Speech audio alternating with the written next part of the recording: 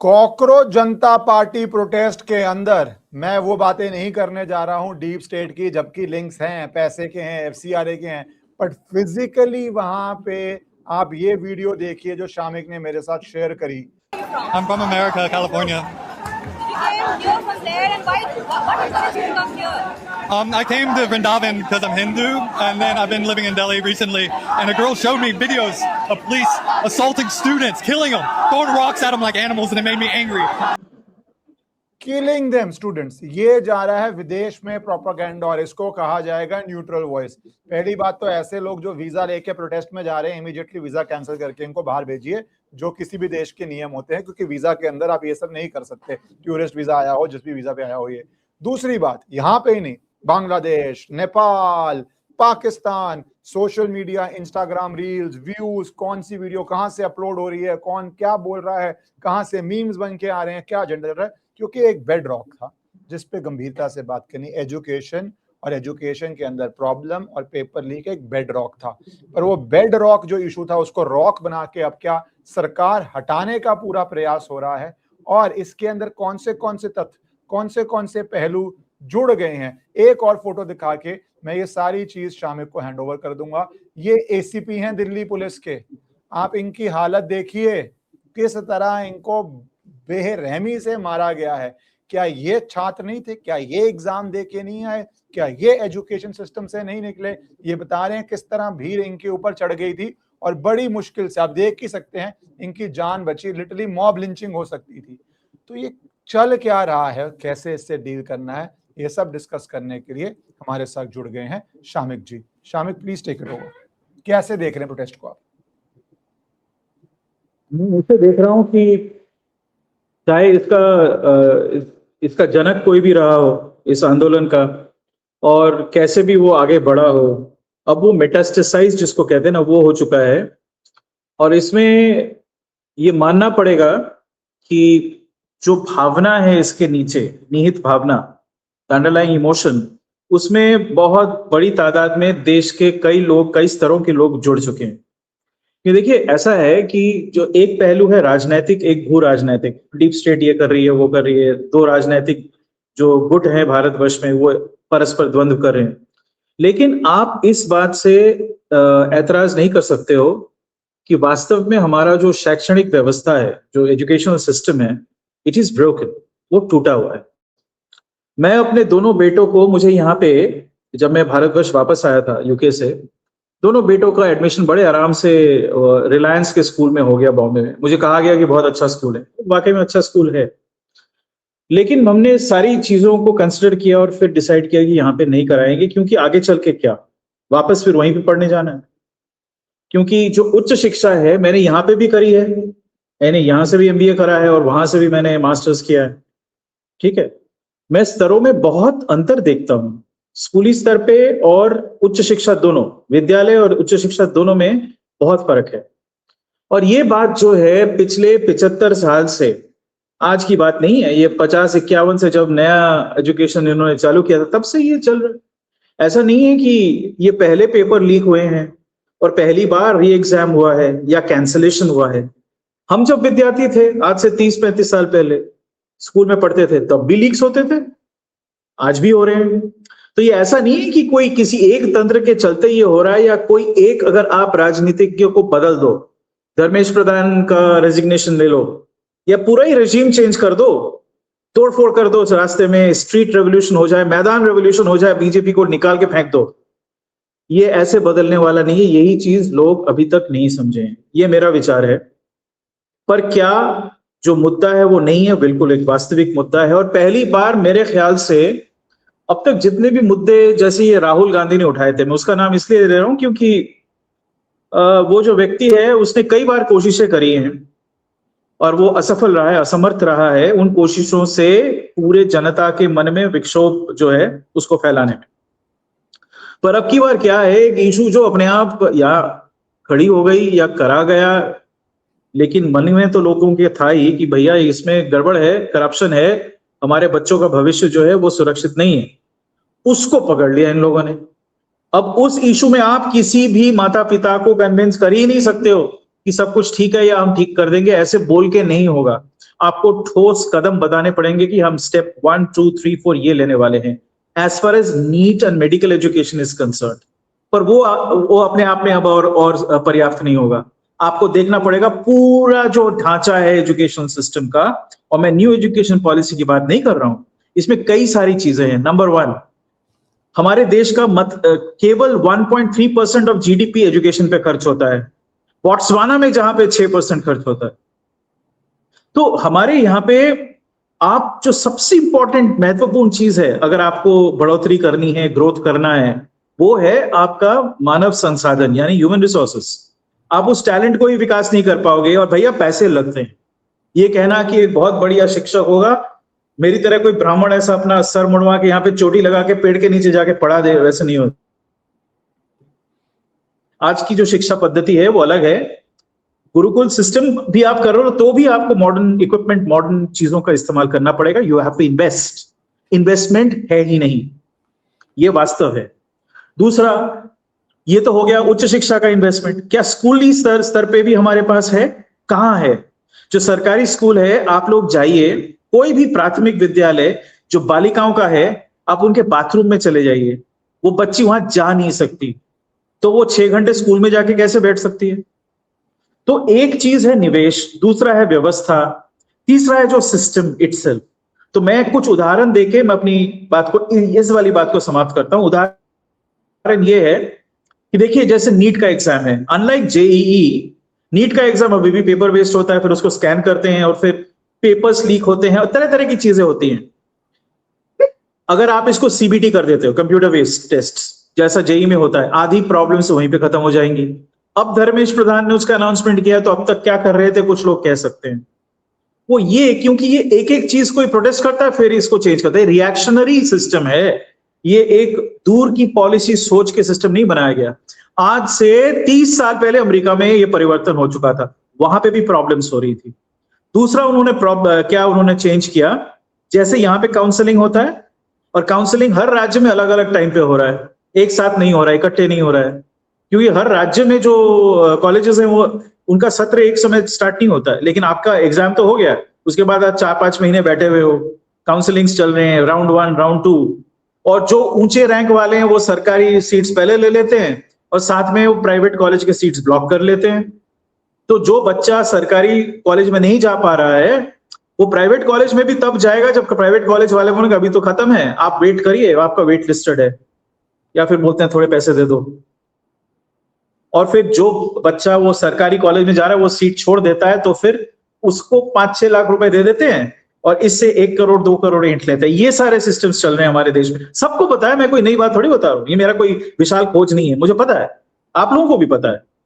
तो यूएस में क्या किया, वहां पे भी बाय द वे ऐसे इश्यूज थे, तो वहां पे उन्होंने क्या किया, एक मैचिंग का सिस्टम बना दिया, एंड इट इज जो आपका पहला चॉइस है आप उसी पे सीमित हो, आप दूसरा चॉइस नहीं ले सकते।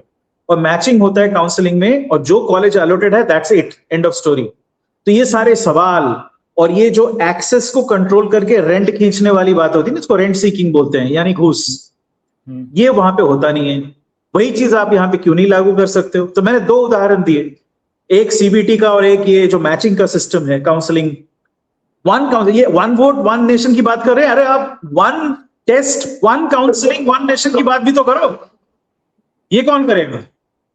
ये कह देना कि हम विद्यार्थियों के साथ हैं, ये एनोडाइन स्टेटमेंट है, एक मलहम लगाने वाली बात है, इससे कुछ होने वाला नहीं, लोग सो ही जाएंगे उससे।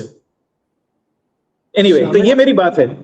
नहीं, ये बहुत इंपॉर्टेंट था, क्योंकि मैं स्टार्ट में यही चाहता था कि एक प्रॉब्लम स्टेटमेंट जिसको हम बोलते हैं वो सामने आए, एक सॉल्यूशन, पढ़े लिखे लोग बात कर रहे हैं, पढ़ी लिखी ऑडियंस सुन रही है, तो we should address the problem. अब ये एक कैटेगरी हो गई जो पहले दिन से सबके लिए दिल में हमदर्दी थी। अब आते हैं कैटेगरी 2 पे, जो एक हमेशा से रहता है कि कोई भी व्यक्ति अगर रेजिम चेंज चाहता है तो वो इशू आइडेंटिफाई करता है जिसका कुछ रेजोनेंस हो, नहीं तो आप आसमान से इशू नहीं ला सकते। बहुत कोशिशें करी गई पर कोई इशू टिका नहीं। रफाल में चोरी हुई, क्योंकि बोफर्स चोरी से एक प्रधानमंत्री हटा था, वो लोगों ने नहीं माना कि रफाल में चोरी हुई, चौकीदार चोर है, एंटायर नैरेटिव नहीं चला। उसके बाद अलग अलग चुप बातें हुई, डिमोनेटाइजेशन इकोनॉमिकली ठीक था नहीं था वो एक लंबी बहस है, बट डिमोनेटाइजेशन के बाद भी रेजिम चेंज नहीं हुआ जो बहुत उस समय र्यूमर हुए थे। कोविड जिसमें बड़े बड़े देश चेंज हो गए कि सत्ताएं चेंज हो गई, उससे भी सरकार चेंज नहीं हुई थी, राइट।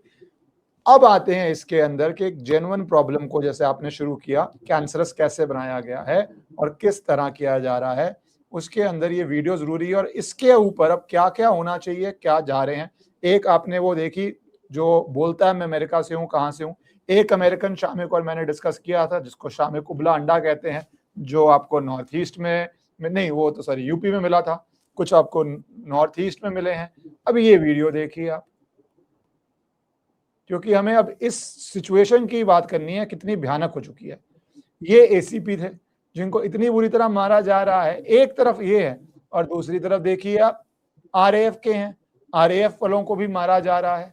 तो इतनी बुरी हालत हो गई है कि पैरेलल रोड्स में दोनों तरफ, एक तरफ पुलिस एक तरफ आरएएफ, दोनों को पीटा जा रहा है। अब ये कहां से, बता दूं, एक महिला पुलिस कर्मचारी थी, वो प्रेग्नेंट थी, उनको इतना पीटा गया, she has had a miscarriage. वो क्लैरिफिकेशन आई है शायद कि प्रेग्नेंट नहीं थी और पीटा गया था, बट वो क्लैरिफिकेशन कुछ आई है, so I am not very sure of that, but आप पीटा ठीक है, वो ठीक है, ऐसा सुनने में आया था कि ऐसा है। पीटा तो बहुत बुरी तरह गया, वो तो बहुत पीटा तो था, वो तो दिखा, वो तो पीटने का दृश्य तो था, वीडियो था उसका।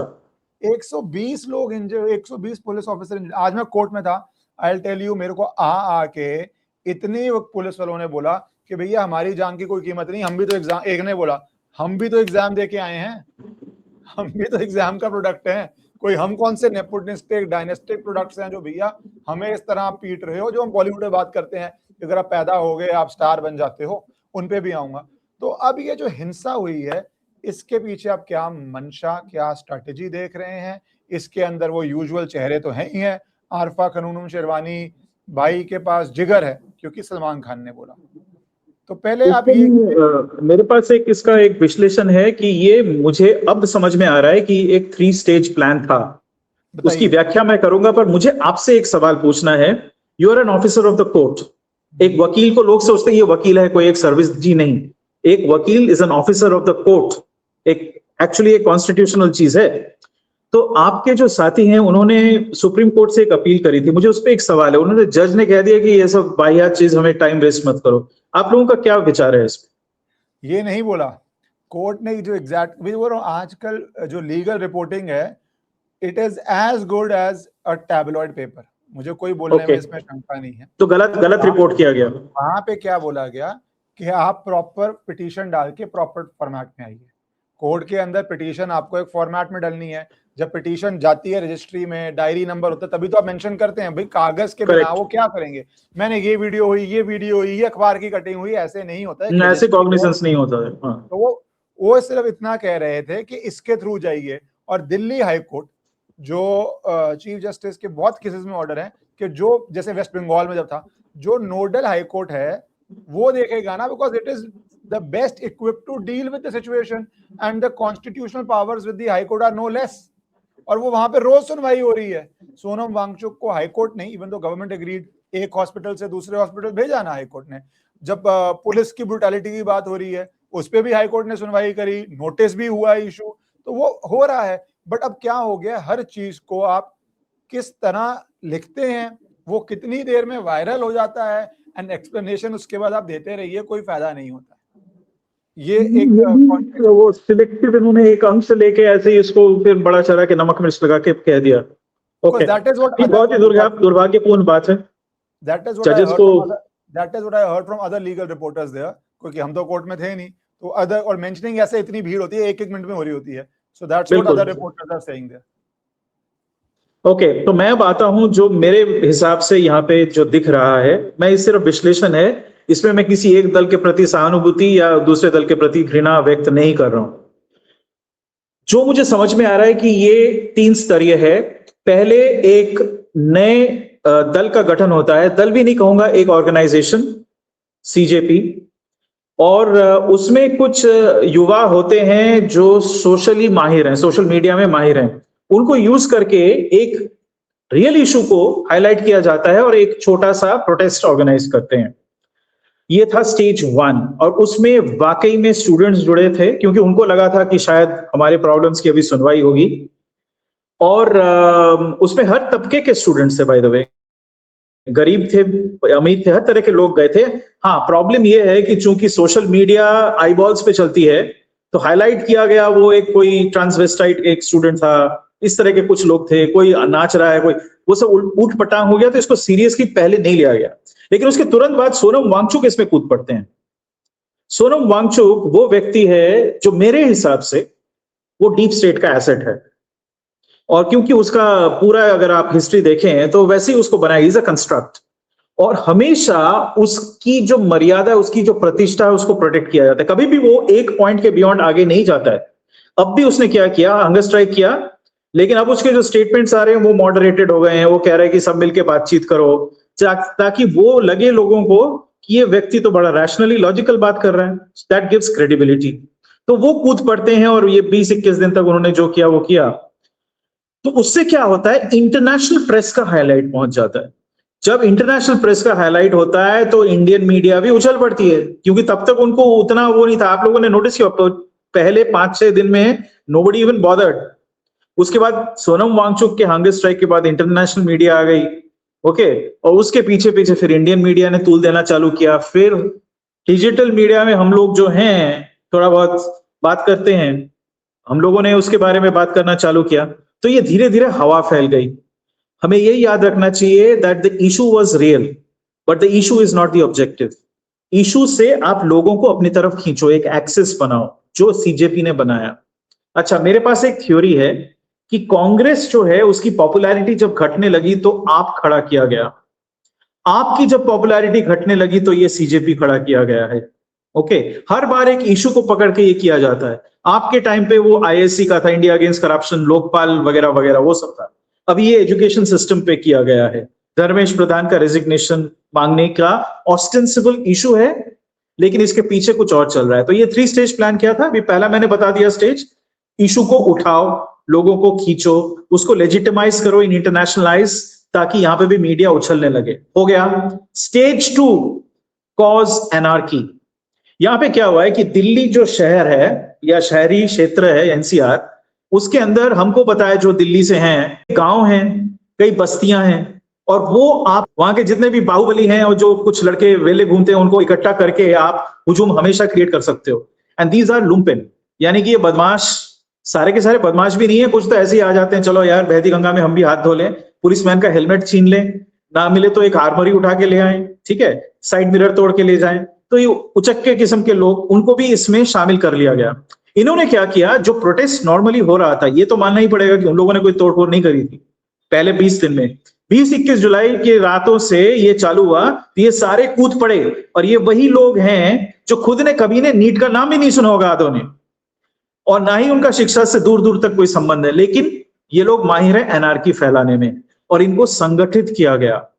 एक मेरे पास मैंने एक फॉरवर्ड मिला मुझे, कोई हैंडल है desidiva.exe बोल के, उसमें लिखा हुआ है कि अगर इंटरनेट सेवा को रद्द कर दिया जाए या मोबाइल सर्विस डिनायल हो, तब भी आप संपर्क कैसे करते हो। और ये 20 जुलाई की रात को निकला है, जब ये लोग संगठित होने लगे एनार्की फैलाने के लिए, क्योंकि सरकार का इमीडिएट नेक्स्ट स्टेप था कि इंटरनेट को स्लो कर दो या सर्विसेज को थोड़ा सा जैम कर दो, ठीक है, उन एरियाज में, और वही हुआ। उसमें दिया हुआ है कि ब्रायर बोल के एक मैसेजिंग सर्विस है, और एक और है जिसका नाम याद नहीं आ रहा है, जो आप बिना मोबाइल और इंटरनेट के भी आप वो सिर्फ वाईफाई या ब्लूटूथ से भी चला सकते हो, ठीक है। All you have to be in this line of sight, Bluetooth से आप मैसेजेस भेज सकते हो, so that allows you to congregate, gather people, ठीक है। तो ये किया गया, उसमें ये हिदायत दी गई थी आईफोन का कि अगर ड्रॉप हो गया, एक पॉइंट उसमें ये भी हिदायत थी कि अगर आपके पास मैप नहीं है, गूगल मैप नहीं है एक्सेस, आप पहले ना वो चैट जीपीटी डाउनलोड कर लें और उसमें से आप निकाल के सर्च करके निकल जाओ जहां से निकलना है। तो ये सारी हिदायतें एकदम इंस्ट्रक्शंस, इसका मतलब यहां पे प्लानिंग हुई है। सॉरी, आप कुछ कह रहे थे, फिर मैं वो प्लानिंग का 3rd स्टेज बताता हूँ। सेकंड स्टेज है एनार्की। जैसे आजकल हो गया, जैसे आईफोन के अंदर एयर ड्रॉप था कि आपका कोई डॉक्यूमेंटेशन ही क्रिएट नहीं हो रहा, आपने एक आईफोन से दूसरे पे एयर ड्रॉप कर दिया, वही करके they are basically bypassing the government's ability to stop a mob or stop a gathering like that. जो लोग इंटेलिजेंस फेलियर, क्योंकि इस पे भी आइएगा, क्योंकि बहुत लोग सवाल उठा रहे हैं क्या कितना मैसिव इंटेलिजेंस फेलियर है, इतने लोग पहुंच कैसे गए, कैसे अंडर एस्टिमेट हो गया। बिल्कुल वही सबसे बड़ा सवाल है, क्योंकि जो छात्र प्रोटेस्ट कर रहे थे, ये छात्र थे वो, और कुछ ये कॉकरोच पार्टी के लोग थे, तब भी क्राउड कभी भी 5-10 हजार के ऊपर नहीं गई थी। एक दिन 15,000 पे गई थी जब वांगचुक का वो एकदम तुंग पे था, अदरवाइज क्राउड वही 5-10 हजार की थी। तो फिर जिस दिन जंतर मंतर से पार्लियामेंट भवन की ओर मार्च हुआ, वो सडनली क्राउड इतना स्वेल कैसे कर गया, और उसके अगले दिन 1 लाख तक की क्राउड कैसे आ गई, आए कैसे, वो गैदर कैसे किया, लोगों को पता क्यों नहीं लगा? पुलिस ने जो तैयारी की थी वो इनफ नहीं था, इसलिए अब 30 companies of RAF and CRPF are being called in. 30 companies मतलब 30,000 कोई छोटी संख्या नहीं होती है, ठीक है। 30,000 आप तभी लाते हो जब आपको पता है कि 1 लाख 2 लाख टाइप के क्राउड को कंट्रोल करना पड़ेगा, और वो हिंसक क्राउड है। सड़क पे ACP को मारोगे तो लाना ही पड़ेगा ना भाई, कैसे? बिल्कुल लाना पड़ेगा। CP में कल रात को हुआ, परसों हुआ, बट एनीवेज टू कंटिन्यू, तो एनआरकी से क्या होता है, टेक्नोलॉजी का यूज हो रहा है, टेक्नोलॉजी का डेंजरस यूज हो रहा है। तो मैं जो कह रहा था, एनआरकी से क्या होता है कि जो सरकार का मुख्य बिंदु होता है वो है लॉ एंड ऑर्डर, आप उसको डिस्ट्रॉय कर देते हो। उसके बाद क्या होता है कि कोई राष्ट्रीय दल फिर कूद पड़ता है, वही राष्ट्रीय दल जिसको आड़ देने के लिए आप आई थी और आपको आड़ देने के लिए ये कॉकरोच जनता पार्टी आई थी। तो ये जो राष्ट्रीय दल है, आपने देखा फिर राहुल गांधी कूद पड़े, अरेस्टेड हुए, उन्होंने जाके प्रोटेस्ट किया PM भवन के सामने, ये सारी चीजें हुई। अब बड़े बड़े भाषण दिए जा रहे हैं। जो लोगों ने नोटिस नहीं किया वो मैं आज बताता हूं कि पिछले 1 महीने से, ये आंदोलन शुरू होने से भी 15-20 दिन पहले से, Rahul Gandhi was doing presentations and shows across the country. राज्यों में कर रहा था, इसलिए चूंकि दिल्ली में जब तक कुछ नहीं होता, हमारे देश में लोग जगते नहीं है, कोई अटेंशन जाता नहीं है, तो वो जाके हर जगह पे ऐसे शोज कर रहा था, और वो रॉकस्टार लाइक अरेंजमेंट था पूरा उसका। हॉल को अंधकार कर देते थे और वहां पे मोबाइल चला के, जैसे होता है ना वो गानों पे स्वे करते, वैसा अरेंजमेंट था। और उसमें यंग लोगों को ज्यादा आमंत्रित किया गया था। एक बहुत ही झकास प्रेजेंटेशन, वाकई में वो प्रेजेंटेशन काफी इंप्रेसिव था। वो किया गया किस पे? एजुकेशन सिस्टम पे, छात्र सुसाइड पे, विद स्टैटिस्टिक्स एंड डेटा। झूठ नहीं बोल रहा था वो, उसने वास्तव में फैक्ट्स निकाल के फिर उसका प्रेजेंटेशन ऐसे था कि लोग प्रभावित हो गए उससे। तो ये तो पिछले 1 महीने से चल रहा है, तो इसका मतलब इनकी जो तैयारियां हुई हैं वो काफी सुनियोजित तरीके से हुई हैं, और ये 3rd स्टेज पे अब इसको राष्ट्रीय आंदोलन बनाने की बात है, क्योंकि भारतवर्ष के बाहर भी जो भारतीय छात्र हैं वो लोग अभी प्रोटेस्ट कर रहे हैं। लंदन में हुआ है, जर्मनी में हुआ है, US में हुआ है, और उनके देखा देखी उनके जो श्वेतांग छात्र दोस्त वगैरह हैं वो भी आ रहे हैं। और आपने ही कहा कि अभी पाकिस्तान, नेपाल से, बांग्लादेश से सपोर्ट आ रहा है। ये देखिए डायस्पोरास की रैली हो रही है। इसमें शामिक पर एक पॉइंट इंटरेस्टिंग है, हाँ बिल्कुल, ये केजरीवाल का राइज हुआ था तो बहुत ज्यादा फंडिंग, क्योंकि वहां पे 2 तरह के लोग हैं abroad, who are used to contributing to political activities if they are motivated। वहां पे तो अगर आपको एक नेता भी आता है तो $50 का डिनर हो जाता है ना, $50 कंट्रीब्यूट हो जाता है, बढ़ता जितने भी।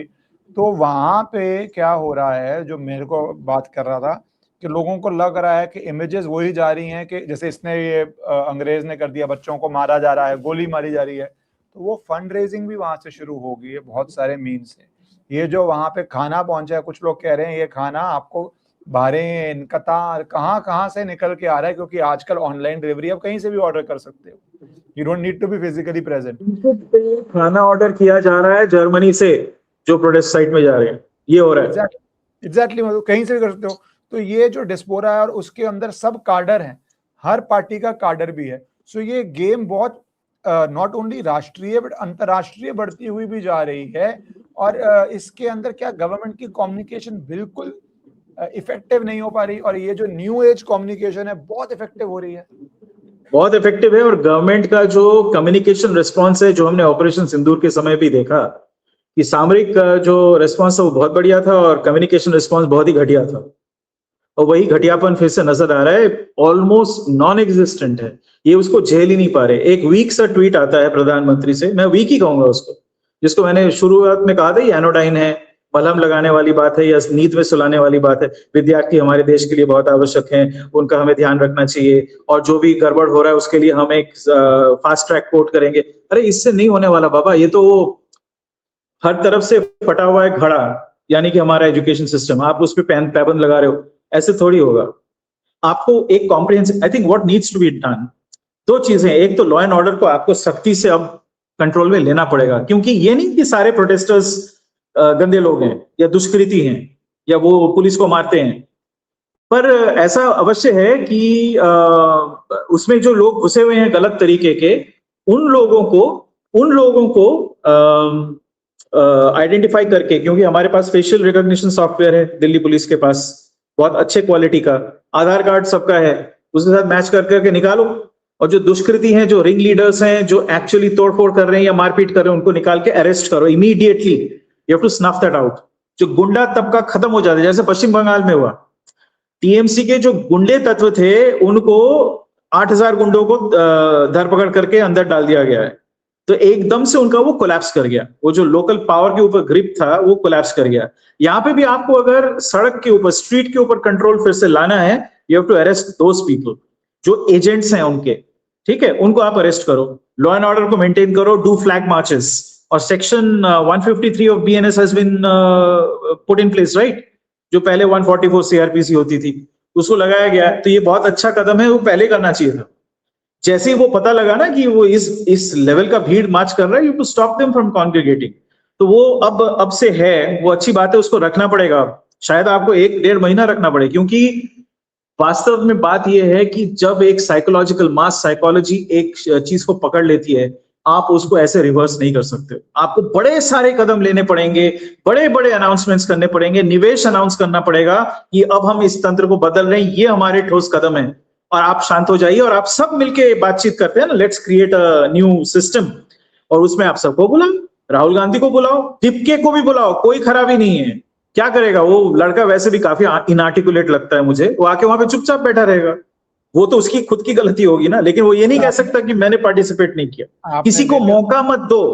शामिक, आप जो एजुकेशन की बात कर रहे हैं वो तभी हमने पहले पार्ट में की, बट वो अब सोल्यूशन नहीं है, वो करना जरूरी है, करना देश के लिए है, बट अभी एक रिजीम चेंज ऑपरेशन हो चुका है, क्योंकि 4 बारी अगर आप बात करने के लिए भी नहीं जाते, उसके बाद Rahul Gandhi has very clearly said कि धर्मेंद्र प्रधान क्यों रिजाइन करे, अमित शाह रिजाइन करे, some people have stayed Amit Shah क्यों करे, दीपके ने आज स्टेज से बोला, वैसे तो कहा मुझे लूज मोशन हो गए, मेरा पेट खराब हो गया, तबीयत खराब हो गई है, मैं घर रेस्ट करने जा रहा हूँ। मैंने रेस्ट फ्रॉम वर्क सुना था, रेस्ट फ्रॉम प्रोटेस्ट ये एक नई मूवमेंट है, पर जो बोलते हैं घर जा रहा हूँ, आके बोलते हैं नहीं अब तो बात प्रधानमंत्री के इस्तीफे पे रुकेगी। So when the demand has completely change, because शुरू में डिमांड थी बिकॉज सपोर्ट कम था, अब इनको लग रहा है इतना सपोर्ट है, so they are going for a maximalistic demand, which I fear unless the police and the other factors come into to stop it, ये 29 तक perpetual demand रहेगी। इसके साथ दूसरे डिमांड्स भी जोड़े जाएंगे, पर मैं कुछ और कह रहा हूं, मैं कह रहा हूं कि 3 स्टेप्स हैं। Rectification of the system is 1, वो अनाउंसमेंट्स करिए, बड़ी अच्छी बात है। आपको कम्युनिकेशन पे जोर देना पड़ेगा, यू हैव टू एक्सपोज, और एक्सपोज करने का एक तरीका ये भी है कि आप टॉक्स पे पब्लिकली बुलाओ, ये लोग ना आए तो बोलो कि देखो हम तो चाहते हैं, यही नहीं आ रहे। You have to then show them to the public कि आप किसके ऊपर भरोसा कर रहे हो, ये लोग भरोसे के लायक नहीं है, हम बुला रहे हैं, उसको सीक्रेटली मत बुलाओ, ओपनली अनाउंस करो ना, पब्लिक में अनाउंस करो। प्रधानमंत्री अपने मन की बात में ही कह दे ना, मैं सबको आह्वान करता हूं अमुक तारीख अमुक दिन सब आए, उसके बाद अगर वो नहीं आते हैं तो फिर उनकी गलती, फिर वही हो जाएगा ना, वो गलती वो अगर करते हैं। अभी उनको लग रहा है कि हम ऊपर हैं सरकार नीचे है इसलिए वो मना कर रहे हैं, तो धीरे धीरे आपको उसको नीचे लाना पड़ेगा ना, पहले वो नहीं करोगे तो नहीं होगा। दूसरी बात है कि जो कम्युनिकेशन स्ट्रेटेजी है उसको आपको रिवैम्प करना पड़ेगा, ये बीजेपी आईटी सेल से होने वाला नहीं है, और ना ही जो सरकारी एक कोई आईएएस बाबू उसको देखता है उस तरीके से नहीं होगा। आपको पॉलिटिकली सोचना पड़ेगा कि इसको पॉलिटिकल मैसेजिंग कैसे होना चाहिए, because what you have done is you have lost the battle at the emotional front. तो आपको इमोशंस को अपनी तरफ न्यूट्रलाइज तो करना पड़ेगा, उसके बाद ही पॉजिटिव कर पाओगे। अभी तो नेगेटिव है, नेगेटिव इमोशन को पहले न्यूट्रल करो, तो उसके कार्य होने चाहिए। और वैसे धर्मेश प्रधान के रेजिग्नेशन से या मोदी के रेजिग्नेशन से कोई एजुकेशन सिस्टम नहीं बदलेगा, लेकिन for the sake of politics, you may have to actually let them go. Maybe you announce a reshuffle of the cabinet. जो सुना है मैंने कि हो रहा है, उसमें आप you let धर्मेश प्रधान को and bring someone else. सरकार को डर ये है that it's a slippery slope. मैं एग्री नहीं कर रहा स्ट्रेटेजी से, बट मैं वैसे बोल रहा हूँ जो माइंडसेट है, स्लिपरी स्लोप है. एक के बाद डोमिनो इफेक्ट, ये किया तो फिर 2 रिजाइन करे, फिर 3 रिजाइन करे, वो वाली बात है. पर मैं एक और एंगल जोड़ना चाहूंगा, जो 12 साल. No, you do a reshuffle और उसमें you take care of Dharmesh Pradhan. I'm not saying get anybody to resign. You take care, you just rotate it और बोलो कि नहीं वो हमने हटा दिया, अब हम ये करने वाले. You have to neutralize. I'm saying you neutralize the issue. जो मेन मुद्दा है, इन्होंने डिमांड तो वही किया था ना, अब वो डिमांड बढ़ते जाएंगे और जब तक और चलने दोगे और बढ़ेंगे. इसके बाद वो निहंग अपने इश्यूज लेके आ जाएंगे, वो अन्नदाता अपने इश्यूज लेके, सारा का सारा ये ऐसे ही चलता रहेगा, कभी समाप्त नहीं होगा. You will become a country living from आंदोलन टू आंदोलन. यही होने वाला है. इसके और अंदर एक्चुअली यही प्लान है इनका. Congress wants to lead the country in another series of ये ऐसे ही आंदोलन पे आंदोलन, और एक्चुअल इश्यूज पकड़ के करेंगे. अब की बार उनकी प्लानिंग अलग है. नहीं, इतनी देर से ट्राई कर रहे हैं, कुछ तो मिलना ही है 12 साल बाद. ऐसा तो है नहीं कि हमारे देश में इश्यूज नहीं है भाई. तो अब तो आपने बोला जेंडर इश्यूज भी आ गए हैं, माय लाइफ माय जेंडर वाले शुरू हो गए हैं. वहां पे इंस्टाग्राम रील्स हो रही हैं टाइनमेन स्क्वायर की तरह. याद है वो एक आपने देखी है तो, अगर पुलिस वैन है जिसमें प्रोटेस्टर्स हैं तो ऐसे एक लेडी खड़ी हो रही है जो मॉडल है. बहुत वायरल पिक्चर है, मैं आपको भेजूंगा इसके बाद. ऐसे हाथ रख के ना, ओ भाई वो टैंक के सामने जिसने हाथ रखा था आज तक दिखा नहीं. आप टीवी में बैठ के इंटरव्यूज दे रहे हो और वो फोटो को ऐसे फैलाया गया है, one lady stops the police, क्योंकि पुलिस कुछ कर नहीं रही. मुंबई में है शायद, पुलिस कुछ करना नहीं जा रही, बैठी हुई है, वो बस पिक्चर है, वो पिक्चर है. वहां पे पुलिस वाले बता रहे हैं, लोग आ रहे हैं पुलिस की भीड़ के बीच में आके हो हा हंगामा कर रहे हैं, ये हो गया वो हो गया. ऐसे पुलिस वाले पजल देख रहे हैं, मुड़ते हैं और बोलते हैं कि अरे फोटो आ गई. मतलब उसको रील मोमेंट ऐसे बना दिए हैं. वो हंस रहे हैं कि भाई हम क्या करें. मतलब यू नो, अग्रेसिव पोस्टर देके पुलिस को ऐसे दिखाया आपने, आपकी तो फोटो बढ़िया आ गई. अब ये एक तरह से ऐसा रहता फैला हुआ है कि ये समेटना भी बहुत चीजें चाहिए होगी. पर इस रहते के अंदर एक इंपॉर्टेंट बात है, 12 साल से एक तरह से बॉलीवुड फ्रस्ट्रेट और स्क्वीज आउट हो रहा था. इसके अंदर जो मैंने ट्वीट किया 3 दिन पहले कि अभी बॉलीवुड के छोटे छोटे स्टार्स बोल रहे हैं, अब बड़े बोलेंगे. उसके पीछे रीजन था क्योंकि रितेश देशमुख बोले थे. अब वो कहने को स्टार छोटे हैं, पर वो आते हैं मुख्यमंत्री के बेटे. वो मुख्यमंत्री जिसने देखा 26/11 के समय अपने साथ डायरेक्टर को ले गए थे ताज के अंदर, रामगोपाल वर्मा को, कि भैया मूवी बन रही थी और बाद में सीएम शिप से रिजाइन करना पड़ा था. तो जब रितेश देशमुख बोले तो मैं समझ गया कि ये अब इस बारी बॉलीवुड इशू में जुड़ेगा, जो 12 साल से नहीं जुड़ा. अब जितना मर्जी बॉलीवुड को कंडेम कीजिए, एक सॉफ्ट पावर है, एक एबिलिटी टू इन्फ्लुएंस है. आपने अभी देखा है विजय का चुनाव तमिलनाडु में, क्या बैकग्राउंड था, क्या एक्सपीरियंस था, but he just swept the polls. तो जब उसको मैंने 3 दिन पहले किया, वो ट्वीट बहुत वायरल हुआ. फिर जब सलमान खान का हुआ, मैंने रात को वो डाला कि भाई सलमान खान ये कह रहा है. ये ट्वीट को मैंने कोट ट्वीट करके किया, अगर वो टीम चढ़ा देगी तो दिखाऊंगा आपको. सलमान खान शुरू होता है, पीसफुल मूवमेंट था, मैं बहुत सैड फील कर रहा हूँ कि ये पीसफुल मूवमेंट में वायलेंट हो गया. मेरा heart goes out to students, their families who were hurt. Paper leak is a serious issue, blah blah blah blah. एक बात नहीं करते वो कि किसी प्रोटेस्टर को बिठाया. फिर आलिया भट्ट आती हैं और लाइंस देखिए आप, अगर आप इंस्टाग्राम पे हो, you understand technology. Last few days have broken my heart and then mended it again and again with hope. दिल टूटा जुड़ा उम्मीद नहीं टूटी. वो पूरा शेरो शायरी ना, ये पूरा वो, and they are the best script writers.